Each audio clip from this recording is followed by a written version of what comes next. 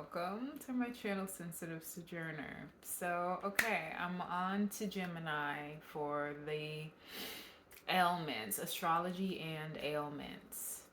And so, where you have Gemini in your chart matters, and then also what planets you may have in the sign Gemini, right?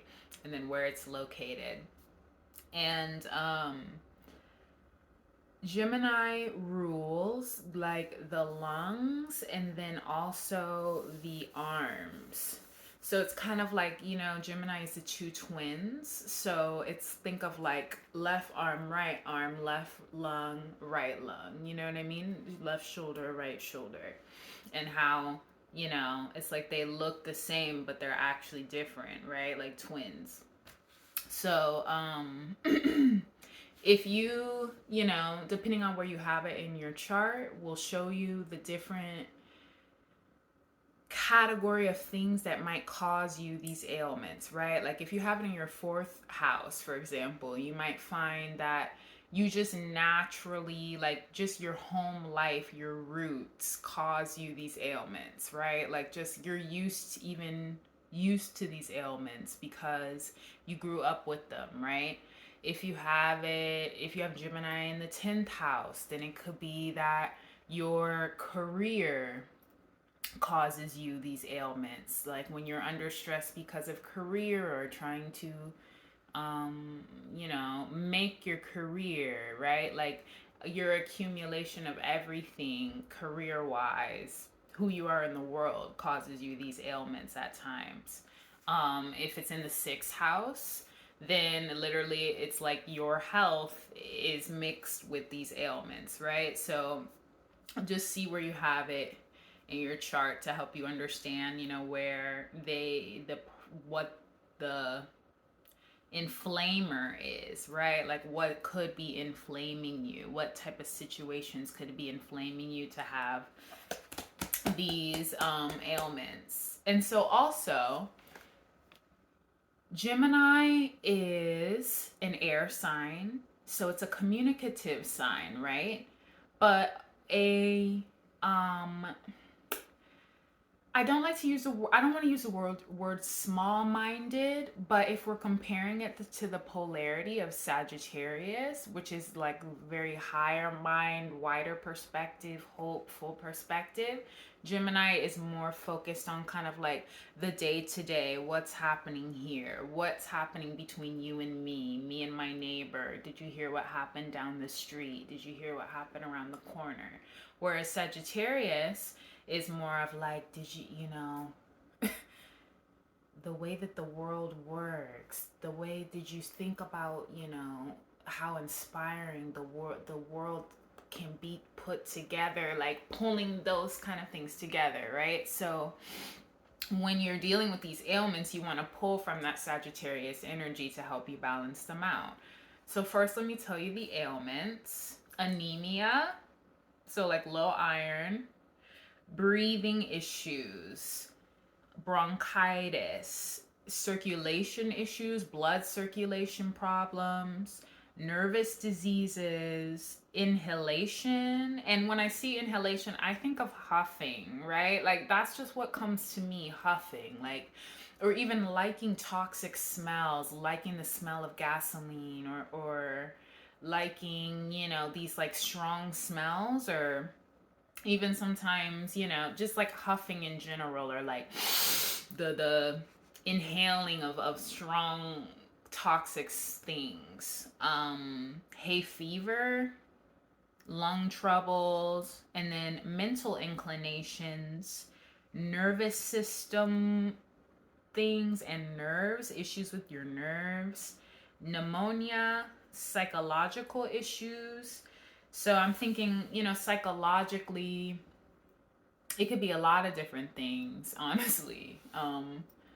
Mental and psychological. So just, take the as you will. And then the thymus gland. It also rules the thymus gland. So thymus issues. So those are the ailments that if you're experiencing, then, Gemini rules that. So it's because of the Gemini energy. So then here are some things that you can use to help you bring it into balance.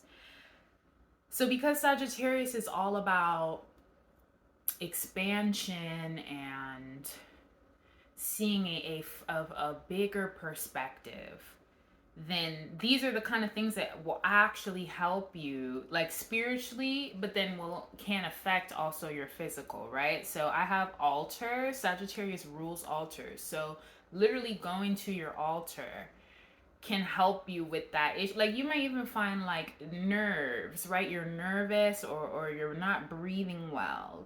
Going to your altar could literally help you with that issue, because it's like literally, it's like math kind of, you know?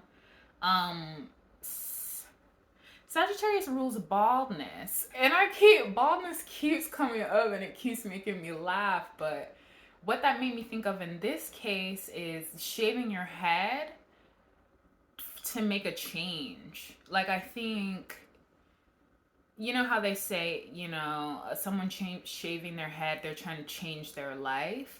I feel like in that case, that could be like the constrictions of Gemini that you might feel may make you want to shave your head. And I know for me, like where I have Gemini, when I actually started my spiritual journey and wanting to do these kind of things and these kind of videos and stuff, it was a whole transformation, and I did absolutely cut my hair very, very short. Like it was about maybe this long. And I was on the natural movement, and then I just snipped it off myself. I didn't go, like, it was like really like a freeing thing. So that's what that made me think of. Then there's an herb called betony, Betony, and it's good for your memory, for churning thoughts is what I saw on the website. I was getting a little information from churning thoughts. So like quick moving thoughts that come and eat you up at night, or that the ones that are repeating over and over again, right? And it's also good for protection against evil eye as well. So just think about that betony herb. Um, Sagittarius rules fireplaces. And so I'm thinking like the warmth of the fire to just relax you. You might find that it helps you more than you think that it would, right? Like you might think, what's the big deal? But even the environment that you surround yourself with makes a really big difference in these certain parts of your chart. So another thing, Sagittarius rules palm trees, tropical environments. So you might literally find that being in tropical places, if you're dealing with these kind of ailments, or just if you're a Gemini in general, that tropical places ease you deeper than just, oh, it was a fun vacation. Like it's literally better for your health to be in places like that. So you might want to have, like plan to eventually, right, as you grow and get like move on with your life and stuff, plan to have a place that has a fireplace, because it could, soothe you, or to live in a place where there's palm trees. Also being outdoors, Sagittarius rules forests. So, getting some forest time, which might be different than like being at the park, right? Like specifically being in between the trees, pine trees and stuff like that, like where you feel like you're on a journey and or like hiking, that kind of thing is good. And also literally just for your lungs, right? Being surrounded by trees, but also spiritually, that um freshness and like that exploration of the forest is good for Gemini to help bring in balance. What else? So prayer. And I know that there are psalms that can literally help you with specific astrological issues. I didn't write any down for like this particular sign, Gemini, but I know even if you get some dice and just really like focus before you roll them and ask like, what psalm can help me with this particular house issue? And you will see that like it can literally help you. Like you may even start to feel the differences in your body from reading that psalm. So I recommend that prayer. um Sagittarius also rules needles, so that made me think acupuncture. And because circulation is something that Gemini can deal with, circulation issues, acupuncture, that's what it's for, to help bring more circulation in your body. So maybe trying acupuncture. What else? I thought this was funny. So, logic, Sagittarius rules logic. So, I'm like, if Sag rules logic, then the opposite polarity, unfortunately for Gemini, is illogical, right?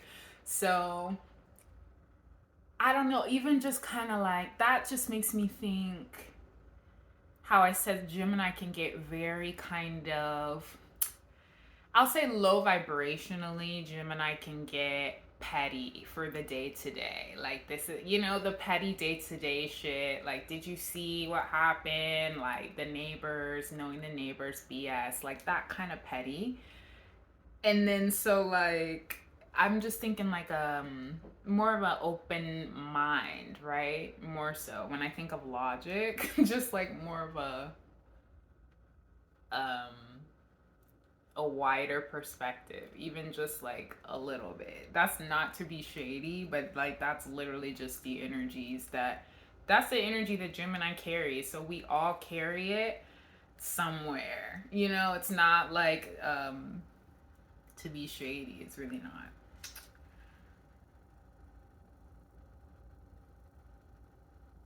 So Sag also rules turquoise stone.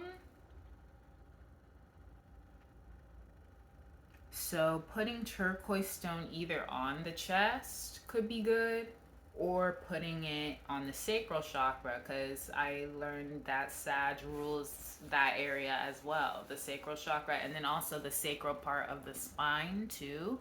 So, utilizing that turquoise stone, and then also I feel like carnelian might work as well.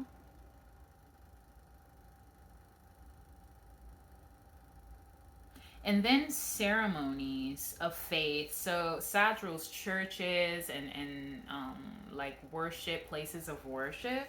So maybe being at a church, but I wrote ceremonies of faith could be helpful for you, and that could go from church all the way to like like a yoga ceremony type thing. If you've ever been to one of those where everyone kind of gets together, does yoga together, then after there's like, some sort of meditation group type of thing, that can be really, really good to help with those ailments as well. Sag also rules the hips, right? So, like, belly dancing, moving your hips, that type of stuff is good to kind of help. I really think mostly with nervous energy, honestly. Sag rules visions, so that makes me think vision boards also. Like having your vision board in a place where you can really see it, maybe even by your bed, so that you could just always look over to help you manifest.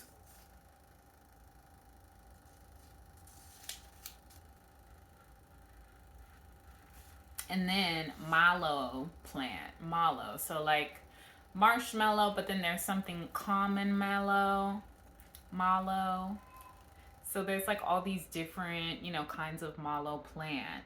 And um spiritually, it's good for hard heart and mental and emotional flexibility, right? So even like again with Gemini, because they can be focused just on like what's going on in a smaller way, something like that can help kind of like crack open that energy to see a wider perspective also.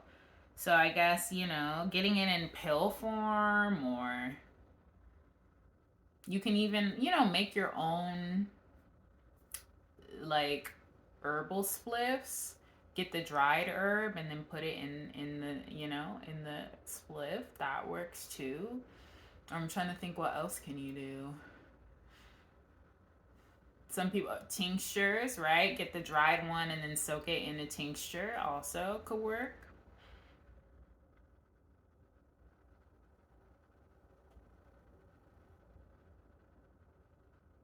And then the last one, exploration. So going on some sort of journey of, even if it's just, that's why I was kind of saying hiking, right? Like being able to like explore, see something new, see something that is different than just what you're used to day is really good, probably for those ailments as well. Not probably, but I think sometimes it's like, it can be a little interesting to think of it like the spiritual effects affecting the physical, right? But they definitely do. I just saw 1616, which is literally the star card is the number 16. So aliens and Sag rules aliens. So I don't really know what that means for the ailments, but that's something to think about. Sag rules aliens. So I don't know. I'm really not sure. Maybe stargazing and talking to the sky at night can help you maybe connect to that. Or I'm thinking like seven star sister alien vibes or that kind of thing.